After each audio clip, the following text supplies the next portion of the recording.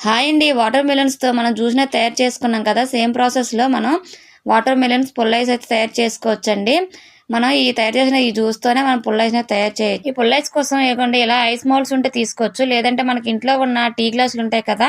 వాటితోనైనా ఈ పుల్ ఐస్‌ని మనం తయారు చేయొచ్చండి. ఇంకోండి ఇలా టీ గ్లాస్‌లో కూడా వేసుకొని దీనిపైన అయితే మనం టిష్యూతో కవర్ చేయాలి. దీనిపైన టిష్యూని పెట్టేసి దీన్ని రబ్బర్‌తో మనం చుట్టూ కవర్ చేసేసి ఈ మిడిల్‌లో చిన్న హోల్ పెట్టేసి ఈ పుల్ల పెట్టేస్తే అయిపోద్దండి. ఐస్ మౌల్డ్స్ లేకపోతే మనం ఇలా కూడా చేసుకోవచ్చు. వీటినైతే మనం ఫ్రిడ్జ్‌లో 8 అవర్స్ అయితే పెట్టాలండి. నేనైతే ఓవర్ నైట్ పెట్టేశాను. ఇంకోండి మార్నింగ్ చూస్తే మనకి ఐస్ అయితే రెడీ అయిపోయిందనమాట. చాలా అంటే చాలా బాగా వచ్చిందండి నాకైతే.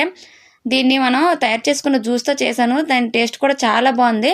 మనం జ్యూస్‌లా పీసెస్‌లా కాకుండా ఇలా ఐస్‌లా కూడా ట్రై చేస్తే పిల్లలు కూడా చాలా ఇష్టంగా తింటారండి.